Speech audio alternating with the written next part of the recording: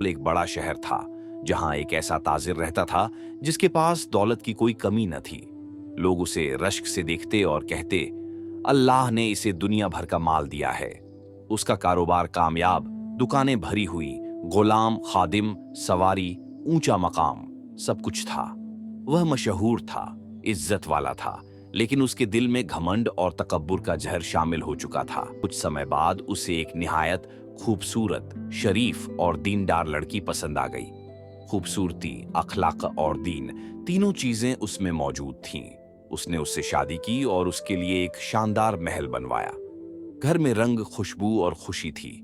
बीवी नेक थी, अल्लाह से डरने वाली, दिल की नरम और लोगों के दर्द को महसूस करने वाली।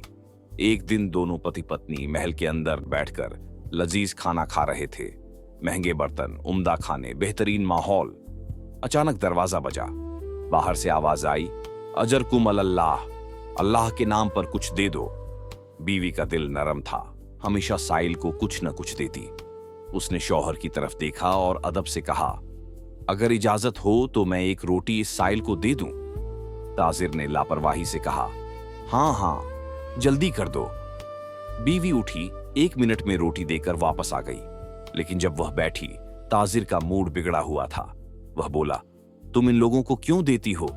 ये निकम्मे लोग हैं, काम नहीं करते, बहानेबाज हैं। उसके लहजे में नफरत, तौहीन और तकब्बुर था। बीवी ने नरमी से कहा, वह अल्लाह के नाम पर आया था, उसका और अल्लाह का मामला है। हमारा काम देना है, हिसाब अल्लाह करेगा। लेकिन ताजिर और सख्त जुमले कहता गया, घमंड दिल में बढ़ता गया।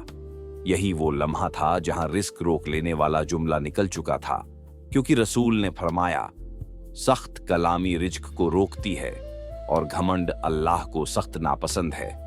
अल्लाह का निजाम हरकत में आया, वक्त गुजरता गया और हालात बदलने लगे। गाहक कम होने लगे, साझेदार दूर होने लगे। वह जितना संभालने की कोशिश करता, नुकसान बढ़ता जाता। जिस दौलत पर घमंड था, उसी दौलत ने साथ छोड़ दिया।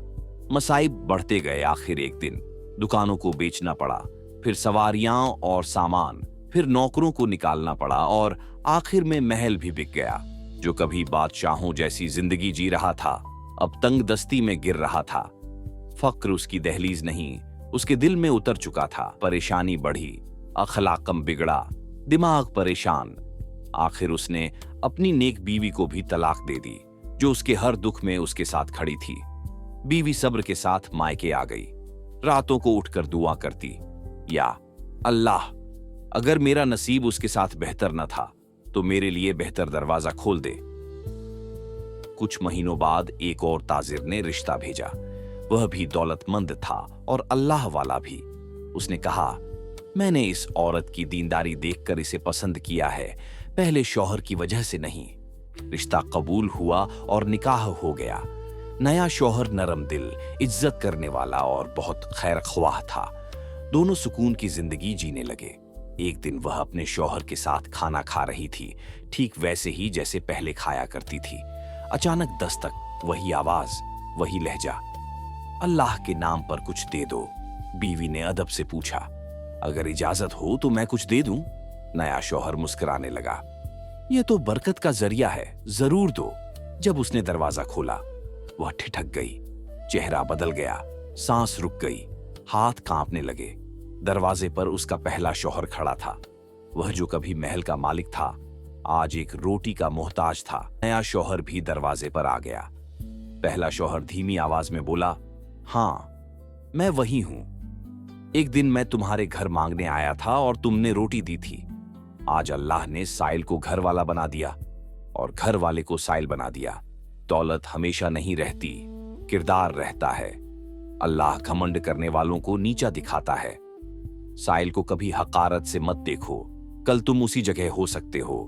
सदका नेमत को महफूज करता है और रिस्क देने वाला सिर्फ अल्लाह है, इंसान नहीं। अल्लाह दे तो शुक्र करो और अगर ले ले तो सब्र करो, क्योंकि वह देता भी हिकमत से है और लेता भी हिकमत से।